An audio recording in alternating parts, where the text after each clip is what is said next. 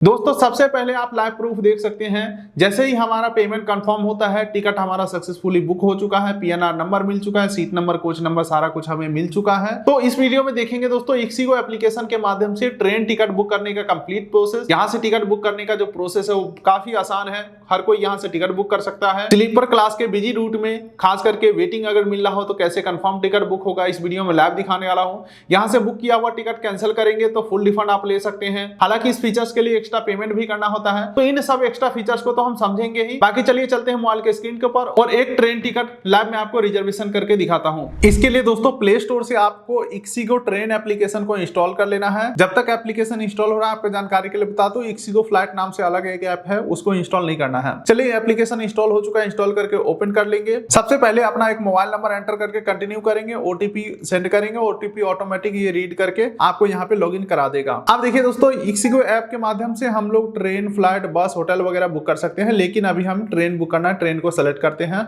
उसके बाद फ्रॉम और टू स्टेशन का नाम डालना है। तो फ्रॉम में ओके, यहाँ पे लोकेशन का परमिशन अलाउ करने के लिए बोला जा रहा है, तो मैं अलाउ कर देता हूँ। मान के चलिए मुझे अभी लुधियाना से टिकट बुक करना है, तो यहाँ पे मैं लुधियाना जंक्शन सेलेक्ट कर लेता हूँ। उसके बाद यहाँ पे पूछ रहा है आपको जाना कहाँ है, तो मुझे जाना है अंबाला जंक्शन, तो यहाँ पे मैं अंबाला कैंट जंक्शन में सेलेक्ट कर लेता हूँ। अब दोस्तों अगला यहाँ पे पूछा जा रहा है किस डेट में आपको टिकट चाहिए, तो इसके ऊपर हम क्लिक करेंगे। हमारे सामने कैलेंडर खुल के आ चुका है। आपके जानकारी के लिए बता दूं, हम लोग 60 दिन का एडवांस टिकट बुक कर सकते हैं, यानी कि 60 दिन के अंदर का ही, 2 महीने के अंदर का ही हम टिकट बुकिंग कर सकते हैं। तो फिलहाल मुझे 3 जून का टिकट चाहिए, तो इसे मैं सेलेक्ट कर लेता हूं। अब यहाँ पे सर्च ट्रेन के ऊपर मैं क्लिक करता हूं। 100% रिफंड के लिए सिक्योर ट्रिप का ऑप्शन आ रहा है, मुझे नहीं, ये सब एक्स्ट्रा फीचर्स नहीं लेना है, तो नॉट नाउ कर देता हूं।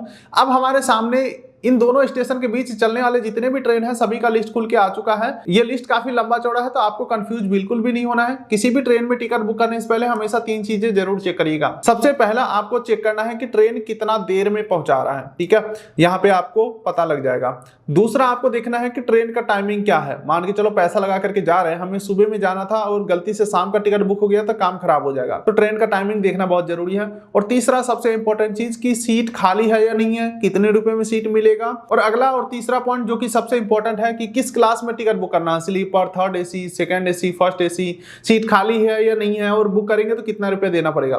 फॉर एग्जांपल इस ट्रेन में स्लीपर क्लास में चेक करना हो तो 150 रुपए में टिकट बुक हो जाएगा। सीट खाली है या नहीं इसे जानने के लिए रिफ्रेश के ऊपर क्लिक करेंगे तो देख सकते हैं यहाँ पे बोला जा रहा है 27 सीट खाली है, 150 रुपए में एक सीट बुक हो जाएगा। बाकी दोस्तों अभी हम लोग जनरल कोटा में देख रहे हैं। इंडियन रेलवे के अंदर अलग अलग कोटा होते हैं, जैसे कि senior citizen quota, ladies quota. तो किसी लेडीज का उम्र 45 से प्लस है तो वो सीनियर सिटीजन कोटा में जा सकते हैं, या लेडीज अगर जेंडर है तो वो लेडीज में जा सकते हैं। और जेंट्स को सीनियर सिटीजन में जाने के लिए 60 साल प्लस उम्र चाहिए। फिलहाल मैं अपने लिए बुक करता हूं, तो यहाँ पे मैं बुक नाउ के ऊपर क्लिक कर देता हूं। अब दोस्तों अगले पेज के ऊपर सबसे पहले बोर्डिंग स्टेशन चेंज करने का ऑप्शन आ रहा है, यानी कि मान के चलो हमने ए स्टेशन से जेड स्टेशन के लिए जाना है, तो हमें बैठना है किसी अगले स्टेशन से, बी स्टेशन या सी स्टेशन के ऊपर, यानी कि जहां से टिकट बुक किए हैं उससे अगले किसी स्टेशन के ऊपर बैठना है। तो वो बोर्डिंग स्टेशन चेंज करके जिस स्टेशन के ऊपर बैठोगे वो स्टेशन को सेट कर लेना है। लेकिन फिलहाल मैं जहां से बुक कर रहा हूं वहीं से बैठूंगा, तो मुझे बोर्डिंग स्टेशन चेंज करने की कोई जरूरत नहीं है। चलिए अब आगे बढ़ते हैं। तो सेलेक्ट पैसेंजर का आ चुका है ऑप्शन, यहाँ पे एड न्यू पैसेंजर के ऊपर क्लिक करके पैसेंजर को ऐड करेंगे। आपकी जानकारी के लिए बता दूं, एक टिकट के ऊपर मैक्सिमम 6 लोगों का हम नाम ऐड कर सकते हैं, और किसी का उम्र अगर 5 साल से नीचे का है तो उसका टिकट के ऊपर फ्री में नाम ऐड हो जाएगा, और 5 से 12 साल के बीच का है तो उसका हाफ टिकट लेना मैंडेटरी है,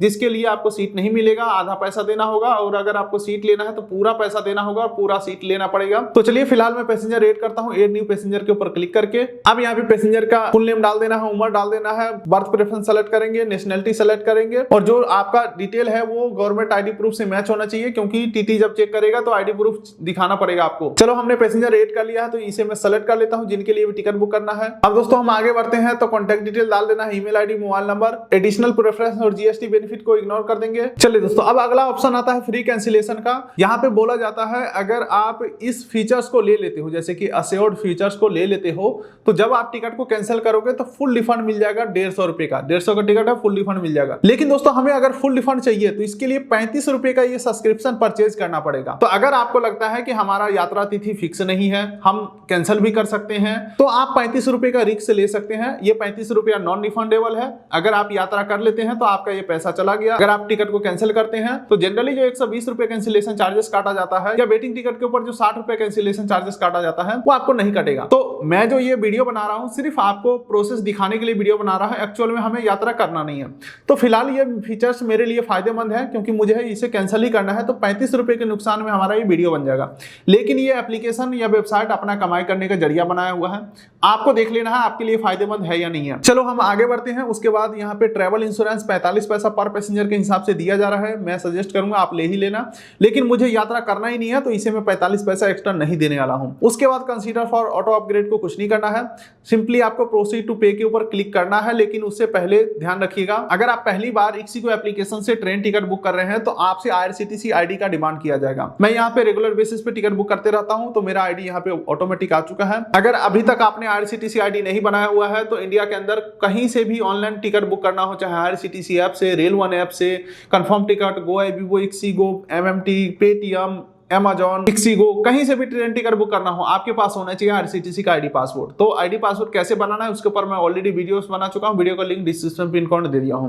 फिलहाल मैं मान के चलता हूं आपके पास IRCTC का आईडी है तो वो यहाँ पे डाल देना है और प्रोसीड टू पे के ऊपर क्लिक करना है। अब दोस्तों हम अगले पेज के ऊपर आ चुके हैं जहां पे हमें पेमेंट करना है कंफर्म। नीचे स्क्रॉल करेंगे तो पेमेंट के बहुत सारे ऑप्शन है, credit card, debit card, net banking, UPI। तो यहाँ पे मैं पेटीएम ऐप के माध्यम से पेमेंट कंफर्म करना चाहूंगा। पे के ऊपर मैं क्लिक करता हूं।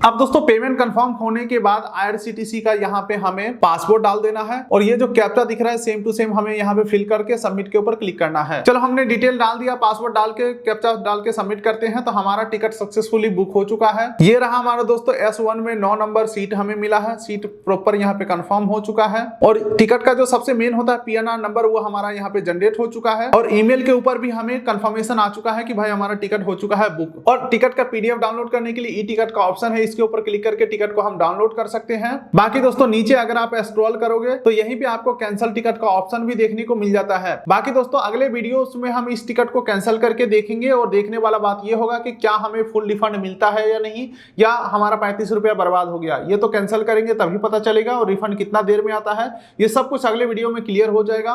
तो इस वीडियो कर दीजिए लाइक, चैनल कर दीजिए सब्सक्राइब ताकि मिलेंगे ऐसे ही किसी अगले वीडियो में। तब तक के लिए नमस्कार।